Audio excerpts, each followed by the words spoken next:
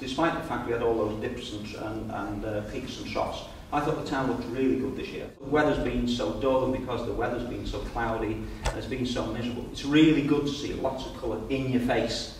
And if any of you are RHS members, you'll have got the Garden magazine for October. And Ursula Buchan was saying that she's absolutely devastated by all this colour. She doesn't like all this colour. She likes single colours, and you can't buy single colours because Thompson & Morgans don't sell them.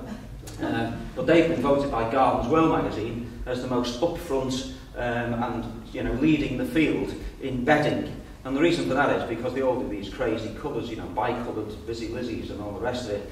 And she hates that, but it's what people demand. And they say, Thompson & Morgans say, well, they only do what people demand. So you people out there are demanding colour in your face and all the rest of it. And an old head gardener I worked for said, if some of these colour displays, I saw an amazing one last week in St Ives, and it was like, it was in your face. There were baskets, there were everything, it was everywhere you looked, it was in your face.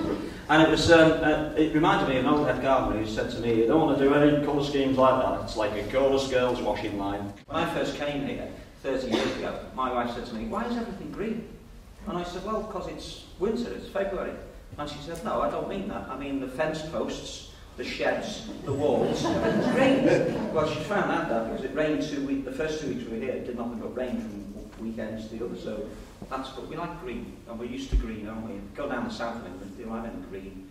Ramsgate at the moment has got like brand lawns and all the rest of it, and it looks quite, you've got a spray of green down there, we don't have green. So we've got green, we've got moss, we've got everything. So we've got green when we want it, but I think green belongs to the winter, but I think summer, whatever that is, belongs to the razzmatazz of here we are. It's like being on a stage and it's all happening and everything else, and then it's the end of the act and we get into winter.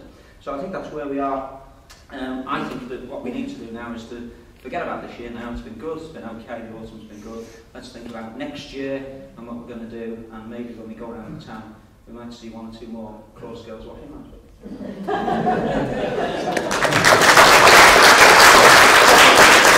We're forming a community committee, and it's Yvonne Bancroft who hopefully is organising that. And would Yvonne please rise to show everyone who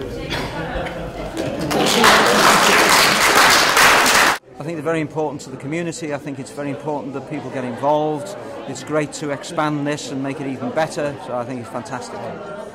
And is it good to see quite a relatively strong turnout here today? Yeah, it's probably been one of the strongest turnouts that we've had so far, and everyone really is keen to get involved and to do more. Last year we encouraged everyone to bring one, so I think that's perhaps worked in some way. It's been fantastic.